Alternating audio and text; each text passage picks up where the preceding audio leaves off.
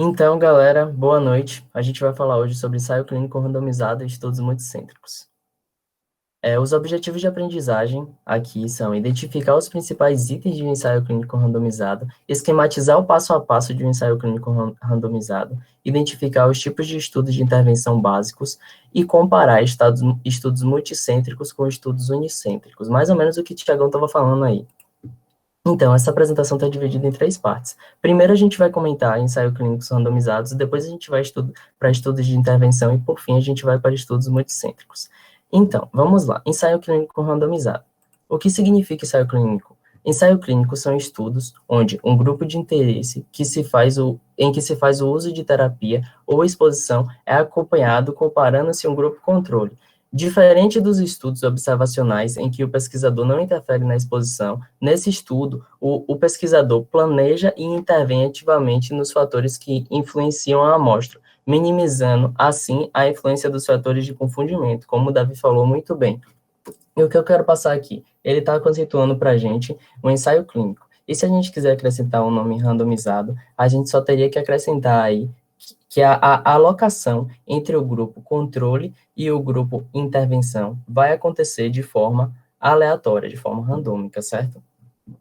Então, vamos lá. Se a gente entendeu agora o que é, né? O que é o ensaio clínico randomizado. Mas se a gente quisesse fazer um ensaio clínico randomizado, uma das opções da gente seria dar um Google, né? Muito fácil, a gente vai lá, então, e a gente pesquisa no Google, fácil ali, pesquisa assim, como fazer um ensaio clínico randomizado. E aí a gente pode dar de cara aqui, na busca, né? O site da LAC. E olha o que a gente encontra aqui, ensaio clínico randomizado. Aprenda a fazer um delicioso ensaio clínico randomizado. A gente acha interessante esse link, então a gente clica para ver. Então a gente vê que algum membro da LAC fez um post sobre aprenda a fazer o seu ensaio clínico randomizado. Neste post, vamos te ensinar a preparar o prato principal da pesquisa clínica. Pegue papel, caneta e venha 3 pontinhos para você clicar lá no link e ler esse post, que na verdade é um post fictício.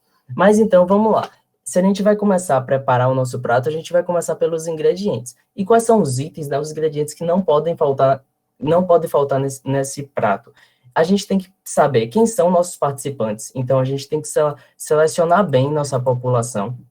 Porque, pense bem, se você está fazendo um estudo em depressão na sua população, pode ser que seja muito diferente você selecionar sua população como indivíduos com depressão, ou olha como vai mudar tudo, indivíduos jovens, ou então crianças. Isso muda totalmente tudo que você vai fazer no estudo. Então, é muito importante que você saiba classificar bem sua população de estudo, principalmente sua população-alvo, sua população que é mais acessível e sua amostra. Além disso, outro ingrediente muito importante vai ser um ingrediente novo que você está querendo justamente testar ali. Você quer saber se ele é melhor que um ingrediente controle, se ele é melhor que a ausência de ingrediente. Então, a gente vai testar justamente essa intervenção, e a gente tem que deixar bem claro quem vai ser essa intervenção que a gente vai estar testando. E a gente vai comparar essa intervenção com nenhum ingrediente. A gente pode colocar, então, um placebo, que vai ser justamente algo muito similar, mas sem o princípio ativo. Ou, então, a gente pode estar testando com algo que já é uso, já é disseminado, mas só que você acredita que esse seja superior a esse medicamento padrão. E é essa comparação que você pode fazer. Mas só que a gente tem que lembrar que, além disso, para a gente conseguir fazer bem, a gente tem aí outro ingrediente muito importante, que é o desfecho. Qual o seu desfecho principal? O que é que você quer observar? E a gente pode fazer uma analogia aqui, por exemplo, se a gente quisesse avaliar um ingrediente específico, que seria o fermento, em uma receita de bolo, que você vai botar como intervenção, você botar o fermento, uma quantidade específica, e no outro você não vai botar o fermento. E aí você vai selecionar, porque você não pode deixar em aberto. Você seleciona, por exemplo, o desfecho principal que eu vou observar é a textura do bolo, se ele está fofo ou não, como é que está a consistência dele. E aí a gente percebe que, nesse caso aqui, o que usou o fermento teve uma consistência ok, você percebeu que ele está fofo, legal, e o que não usou ficou meio murcho, ficou meio estranho, e a partir disso você começa a locubrar sobre seus resultados.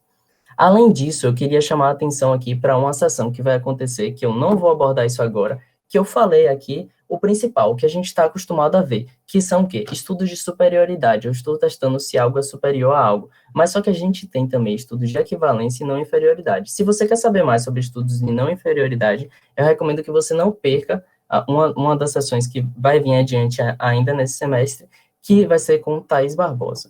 Certo. Então, a gente selecionou ali nossos ingredientes principais e agora a gente vai partir para o nosso modo de preparo, que a gente tem que fazer o quê? A gente vai ter que formular bem nossa pergunta, que é basicamente com os ingredientes que a gente falou agora. O P vai ser de população, o I vai ser de intervenção, o C de comparação, que é o nosso controle, o O de desfecho, outcome, e o T é o tempo de segmento que cada indivíduo o tempo de segmento que cada indivíduo você vai estar observando ele. Além disso, você vai usar outro mnemônico que se chama FINE, que você vai ver justamente, você vai testar se sua pergunta, ela realmente é válida, se a sua formulação valeu a pena. Então, a gente vai, a partir disso, selecionar os participantes. E a gente tem duas divisões básicas para fazer aí. A gente pode ter uma amostragem aleatória e a gente pode ter uma amostragem não aleatória. O nome é autoexplicativo, né? Na amostragem aleatória é muito mais complicada de fazer, ainda mais se a gente está falando de ensaio clínico. Porque você teria, por exemplo, se você quisesse pegar a população de Salvador e idosos com depressão, você ia ter que listar todos os indivíduos com idosos com depressão. Então, você imagina que isso, muitas vezes, é algo até impossível de se fazer. Então, na maioria dos casos, a gente usa ensaio clínico randomizado uma amostragem não aleatória. Na maioria dos casos, a gente poderia dizer ainda que seria uma amostragem de conveniência. Geralmente, no seu centro específico, você já tem ali os indivíduos que você vai estudar. Certo. O passo seguinte, já que a gente está falando de ensaio clínico randomizado, esse nome final é importante, a gente vai alocar aleatoriamente, de forma mascarada, esses indivíduos. Então, eu falei duas coisas muito importantes. Primeira coisa que eu estou falando aí, essa alocação aleatória, é a randomização.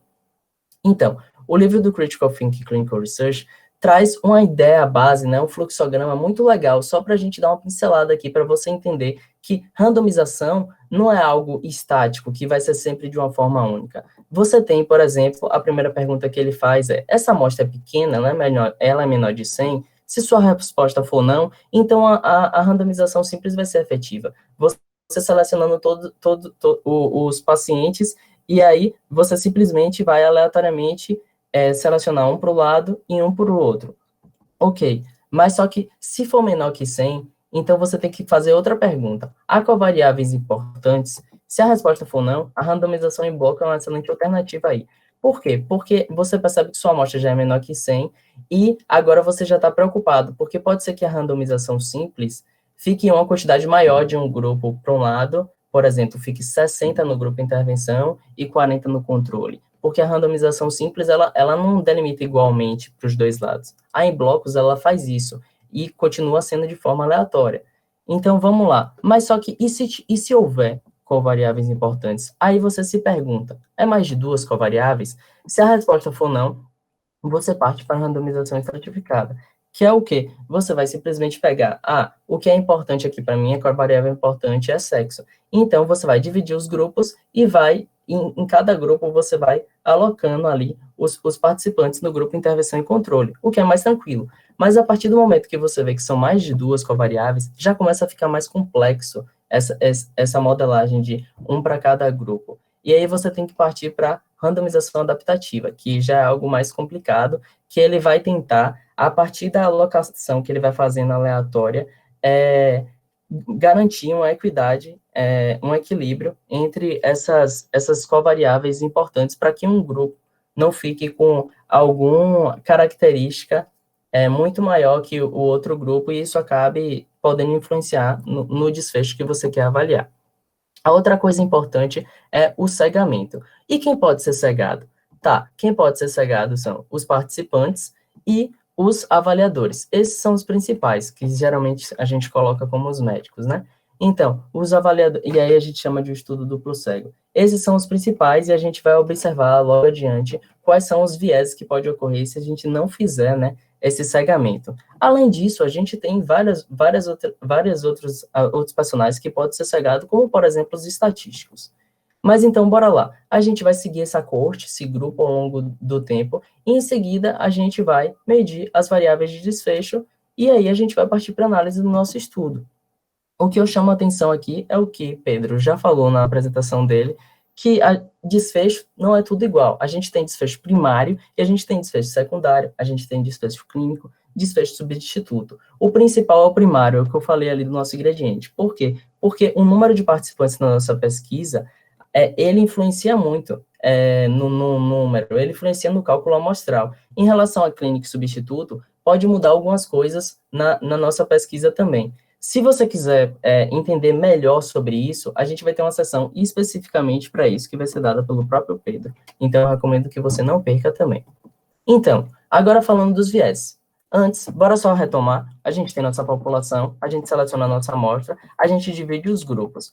Vai ter o grupo intervenção, vai ter o grupo controle. A gente vai fazer a avaliação do desfecho, a gente faz análise estatística do que a gente encontrou em cada grupo, e a gente tem a leitura do artigo. Tá, quais são os viés que podem ocorrer aí? Bom, o primeiro viés que acaba sempre ocorrendo, a maioria das vezes ocorrendo, é um viés de amostragem, que você tem que ficar muito atento aí ao seguinte: você considera a sua população-alvo pessoas idosas com depressão, mas só que quando você vai ver, na verdade, no estudo, ele está pegando um centro específico, o Hospital das Clínicas, um ambulatório de geriatria, e está fazendo o estudo dele só ali. Então, você tem que se perguntar, não foi feito uma amostragem aleatória aqui. Então, será mesmo que os resultados que eu consegui aqui, eu posso inferir, eu posso generalizar esses resultados para a população de idosos com depressão em geral? Então, isso é a primeira coisa que você tem que ficar atento. A segunda é viés de seleção. Como é que a gente combate o viés de seleção? Justamente quando nossa alocação ela é feita de forma aleatória, não tem influência do participante, não tem influência do avaliador. Ou seja, quem está indo para o grupo intervenção e quem está indo para o grupo controle é algo que não é definido por nenhum desses atores da pesquisa. Ok. Em seguida, a gente tem que o quê? A gente tem que manter um cegamento. O que é que ocorre se a gente não cegar esses grupos, ou mesmo os avaliadores? Nesse caso desse viés de performance, são os participantes. Pode ocorrer um viés de performance. Em que sentido? O que eu comentei com o Davi. O participante sabe que ele está no grupo controle. Então, ele sabe, por exemplo, que está recebendo um placebo. Então, se a gente está avaliando depressão, pode ser que ele já se apresente mais negativo, que não vai melhorar. Então, isso pode influenciar, a depender da forma que a gente está avaliando nosso estudo, do desfecho que a gente selecionou. Outra coisa importante, em se tratando do avaliador, do médico, é o viés de observação. Por exemplo, se a gente está analisando um exame de imagem, e aí o médico sabe quem é do grupo intervenção e quem é do grupo em controle. Pode ser que involuntariamente ele preste mais atenção no grupo intervenção, porque ele sabe que ele acredita, né, que aquele grupo vai apresentar um resultado melhor no que ele está observando. Enquanto no controle pode ser que ele procure já o desfecho negativo. E então, essa questão psicológica involuntariamente pode acabar prejudicando bastante seu estudo, ao ponto de você conseguir, em um estudo sem cegamento, um valor significativo, e com o cegamento, na verdade, não tinha valor significativo nenhum, não havia diferença entre os grupos.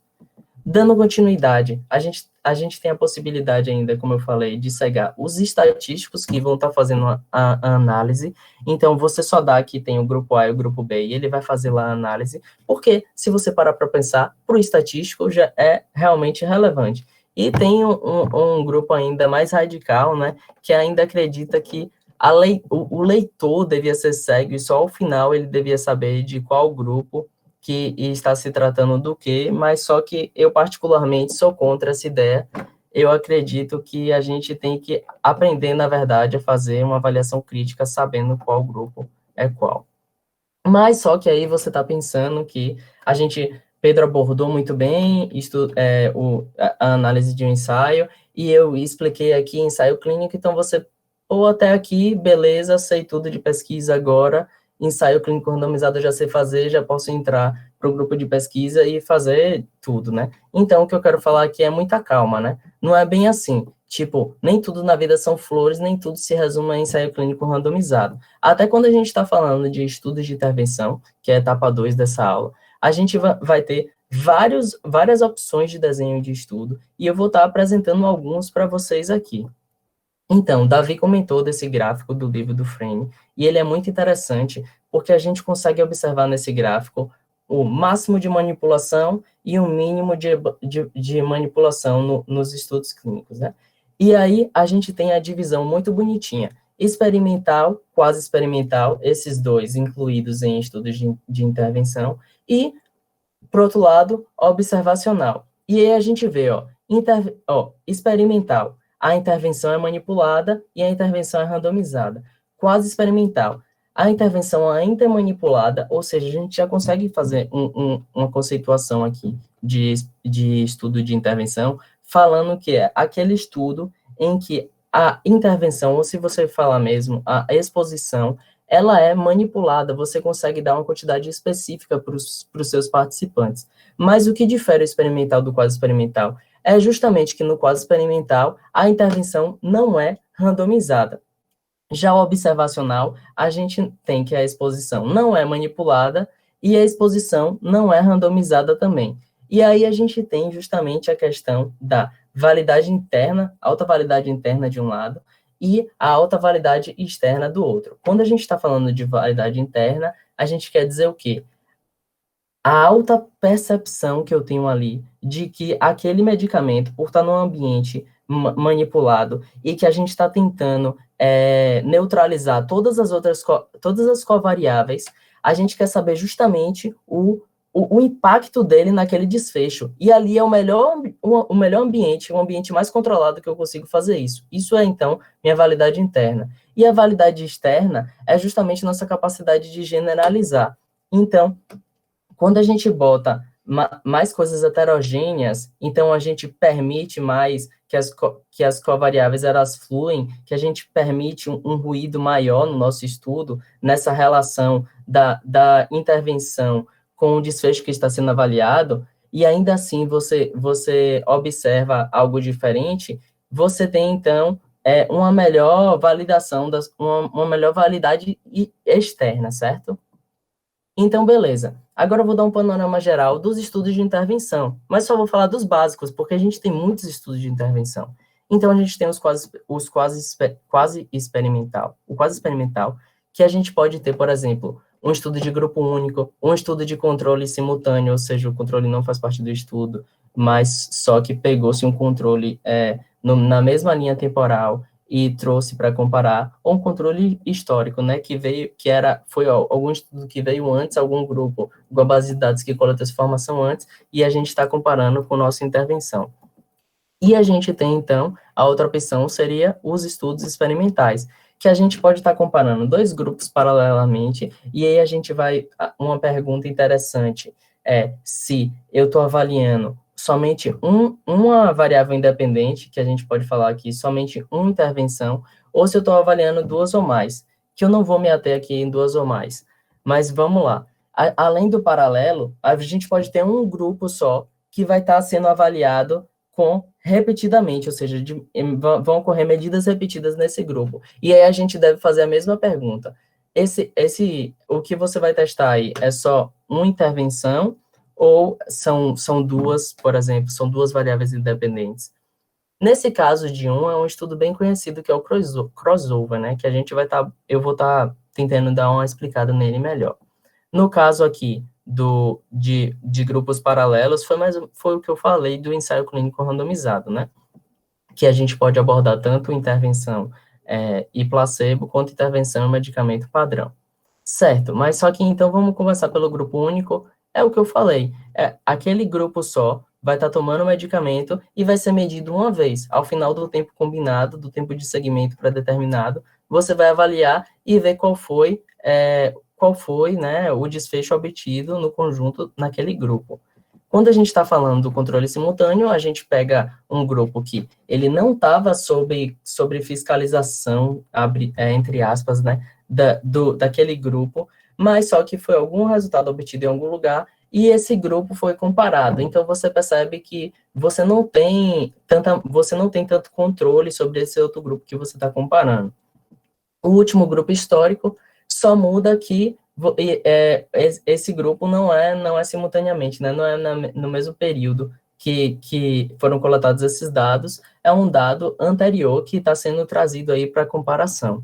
Quando a gente fala de crossover, que a gente está falando agora de experimental, ou seja, a randomização, primeiro a gente divide aleatoriamente um grupo que vai receber a intervenção e outro grupo que vai receber, por exemplo, o placebo. E aí, o que é que acontece depois? A gente inverte, ou seja, o grupo que estava recebendo a intervenção agora recebe o placebo, e o grupo que recebe o placebo agora recebe a intervenção. Parece um pouco confuso, e tem algumas coisas que eu quero chamar a atenção aqui. Primeiro, é o carryover effect. O que é isso?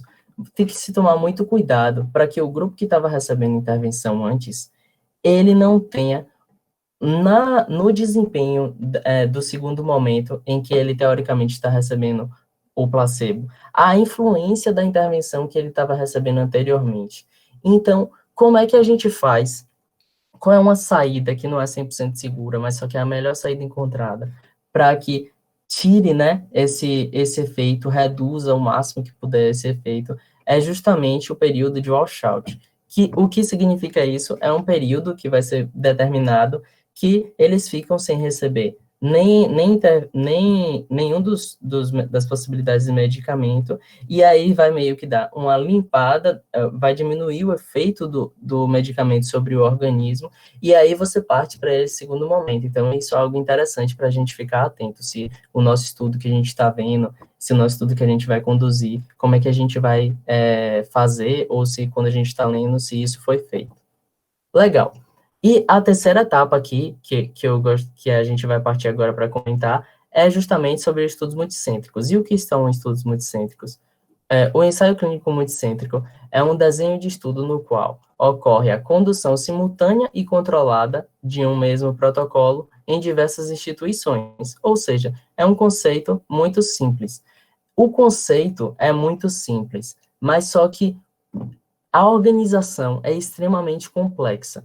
Por que eu falo isso? Porque imagine que você vai estar trabalhando, por exemplo, em 4 centros, um no Brasil, um no Chile, um na África, um nos Estados Unidos, e aí o seu estudo, o seu ensaio clínico randomizado, ele pressupõe uma grande manipulação.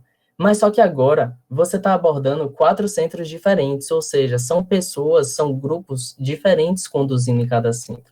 Então, por causa disso, você precisa criar grupos, né? Grupos que vão fiscalizar, um que vai fiscalizar, o outro que vai ficar responsável por não estar cego, e então, se ele estiver percebendo que o grupo intervenção está gerando um desfecho muito pior do que o controle, seria antiético continuar, se isso tiver um impacto na vida do paciente, seria antiético você continuar. Então, por isso que tem um grupo específico, né, à parte, que ele não vai ficar cego, e ele é justamente o grupo de segurança, e a partir disso você cria um sistema extremamente complexo para que você tente ao máximo o que Gustavo falou lá, padronizar. Isso é muito complicado quando a gente está trabalhando com centros diferentes. E o que Tiago falou, a questão dos estudos multicêntricos e de um estudo de centro único. Será que o estudo multicêntrico, ele somente que tem vantagens, e o estudo multicêntrico e o estudo unicêntrico, de centro único, só tem desvantagens? Não necessariamente. Quais são as vantagens, então, do multicêntrico? A gente tem, por exemplo, que a população heterogênea, ou seja, a gente está trazendo vários centros diferentes. Então, a gente está trazendo algumas características que são diferentes, né, algumas covariáveis, né, que são diferentes nesses grupos. Então, essa população heterogênea, ela fornece uma base mais ampla para a generalização, ou seja, a gente conseguindo, nesse estudo, falando que A é superior ao placebo, a gente vai poder generalizar muito mais nosso resultado. Ele vai estar... ele vai causar um impacto muito maior, né? Porque ele é muito mais generalizável. Além disso, o próprio Pedro comentou da Fast Science, e então o mundo agora quer fazer as coisas cada vez mais rápida. Então, o que é que esse estudo multicêntrico ele traz para a gente? Ele traz um maior número de participantes, um número igual de participantes, de forma mais rápida. E tem uma particularidade do cálculo amostral que um grupo ele pode compensar o outro. Então, se você, no seu próprio desenho, vê que o grupo aqui, no Chile, por exemplo, ele vai ter uma menor adesão pelo que foi estudado, né, discutido entre os grupos, então você pode tentar compensar no grupo do Brasil esse N. E então tem essa particularidade boa. A referência traz esse termo aqui, melhor aceitação, mas só que eu trouxe mais para discordar. Eu acho que não necessariamente tem melhor aceitação, né? Em compensação, o estudo de centro único. A gente tem quais vantagens? Planejamento e condução mais fácil. Não é que seja fácil fazer um ensaio clínico, mas aqui a gente está comparando com um estudo multicêntrico. Além disso, a população homogênea, o seu ruído, né, é muito menor, então pode facilitar o quê? A detecção do impacto da sua intervenção sobre o tratamento. Além disso, custos organizacionais mais baixos, né? Também, repetindo, não é que seja barato um ensaio clínico randomizado, mas só que em comparação ao multicêntrico, em termos de custos organizacionais, é muito mais barato. Além disso, agora a gente vai tratar da desvantagem. Então, quais são as desvantagens dos estudos multicêntricos? A gente falou que a população heterogênea era uma vantagem, agora a gente está botando com desvantagem. Sim, é porque é uma questão de trade-off, né? Então, se por um lado a gente tem que ela é mais heterogênea e a gente conseguindo o nosso resultado, a gente vai conseguir uma generalização melhor, por outro, a gente tem que, por ser heterogênea, pode dificultar a detecção do efeito, do efeito do tratamento, justamente porque tem mais covariáveis ali, causando um ruído maior na relação entre sua intervenção que você está tratando e o desfecho que você está avaliando. Tem a questão da organização complexa, que eu já comentei, e o custo organizacional mais elevado. A gente se tratando agora de ensaio clínico, a gente tem a questão justamente do tamanho de amostra limitado, né?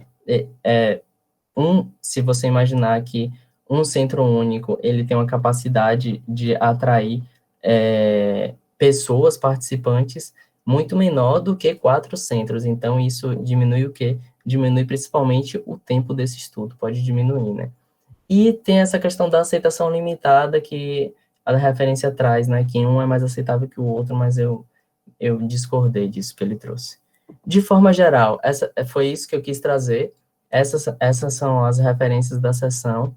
E agradecer pela presença de todos, perguntar se tem alguma dúvida.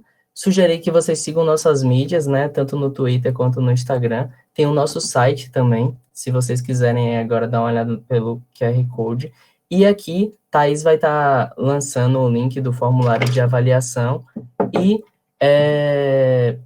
e aqui também, se vocês quiserem olhar. Além disso, eu destaco a publicação, o post da semana, de Pedro Abad, que está muito legal, se vocês quiserem conferir aqui. E muito obrigado, é isso.